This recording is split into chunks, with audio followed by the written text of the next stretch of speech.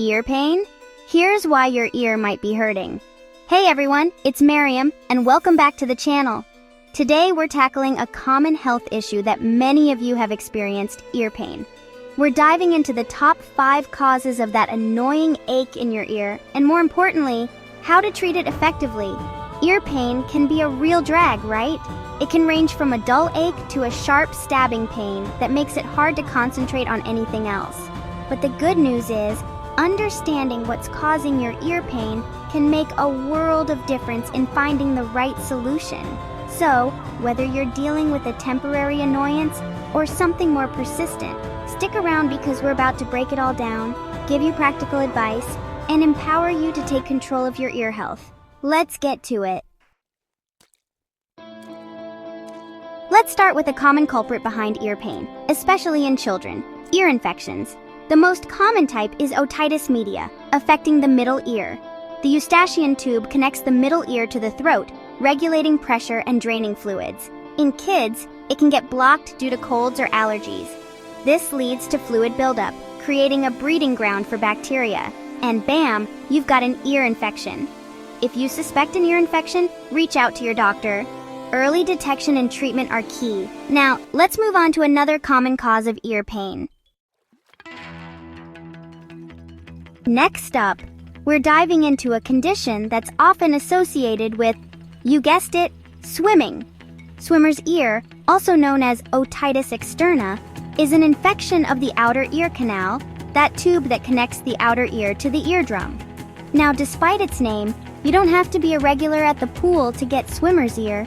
It's actually caused by water that gets trapped in the ear canal, creating a moist environment where bacteria or fungi can thrive. So even taking a shower or getting caught in the rain can increase your risk.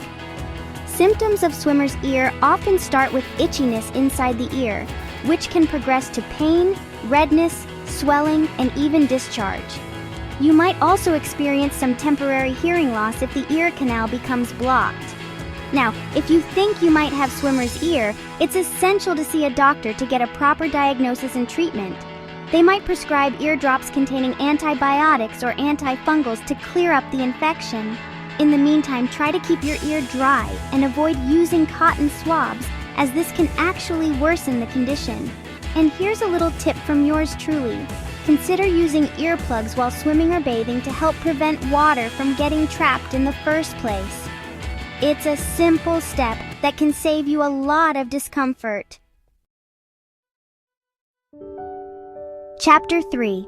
Sinus trouble? Your ears feel it too. Ever noticed how your ears sometimes hurt when you have a cold or sinus infection? It's not just a coincidence. You see, our sinuses, those air-filled cavities in our skull, are closely connected to our ears. When you have a sinus infection or sinusitis, the lining of your sinuses becomes inflamed, often due to a virus, bacteria, or allergies. This inflammation can cause pressure to build up in the sinuses, and guess what? That pressure can radiate to your ears, causing pain and discomfort. Think of it like a traffic jam in your head. Everything's backed up. So how can you tell if your ear pain is stemming from your sinuses? Well, along with ear pain, you might experience other telltale signs of a sinus infection, such as a stuffy or runny nose, facial pain or pressure, a headache, and even a decreased sense of smell. Treating the underlying sinus infection is key to relieving ear pain in these cases. Over-the-counter pain relievers can help manage discomfort, while nasal decongestants can help open up those blocked nasal passages. For more severe or persistent cases, your doctor might recommend nasal corticosteroids or antibiotics. And, of course, good old-fashioned home remedies, like using a humidifier or saline nasal rinse, can also provide relief. Chapter 4. Earwax. Friend or foe? Let's talk about earwax, shall we? It might not be the most glamorous topic, but it's essential for maintaining good ear health. Now, earwax, or cerumen, as it's medically known, gets a bad rap, but it's actually your ear's natural way of protecting itself. This sticky substance acts like a shield, trapping dust, dirt, and other debris, preventing them from reaching your eardrum and causing damage. But sometimes, earwax can accumulate and harden, forming a blockage in the ear canal, and that's when it can lead to discomfort and even hearing problems. So, how do you know if you have an earwax buildup? Well, you might experience ear pain, a feeling of fullness or pressure in your ear, ringing in the ear, tinnitus, muffled hearing, or even dizziness. Now here's the thing. While it might be tempting to grab a cotton swab and go to town, resist the urge. Sticking anything in your ear can actually push the earwax further down, making the problem worse and potentially even damaging your eardrum.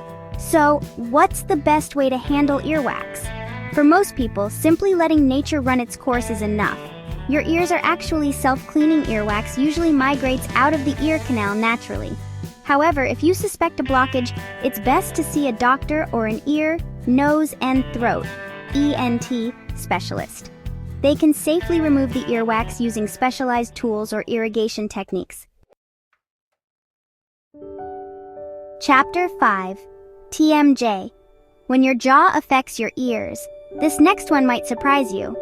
Did you know that problems with your jaw joint, known as the temporomandibular joint, TMJ, can actually cause ear pain? It's true. The TMJ is that hinge that connects your jawbone to your skull, right in front of your ear. TMJ disorders, or TMD, are a group of conditions that affect this joint, its muscles, and the surrounding structures. Now, because the TMJ is so close to the ear, pain from TMD can often radiate to the ear, leading to earaches, pain while chewing, clicking or popping sounds in the jaw, headaches, and even neck pain. Several factors can contribute to TMD, including teeth grinding, bruxism, jaw clenching, arthritis, jaw injury, or even stress. So if you're experiencing persistent ear pain, especially if it's accompanied by jaw pain or clicking, it's worth considering whether TMD might be the culprit. Your doctor or a dentist specializing in TMD can help diagnose the condition and recommend appropriate treatment options. Treatment often involves a combination of approaches, such as lifestyle modifications, like stress reduction techniques and avoiding chewing gum, over-the-counter pain relievers, physical therapy, or in some cases, dental appliances like mouth guards to help reposition the jaw and relieve pressure.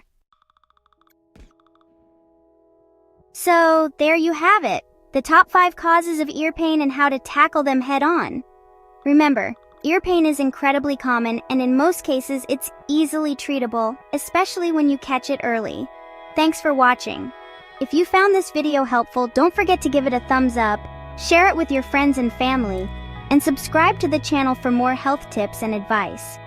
And as always, if you're experiencing severe or persistent ear pain, or if you have any concerns, please don't hesitate to reach out to your doctor or a healthcare professional. They're your best resource for personalized guidance and care. Until next time, stay healthy, everyone.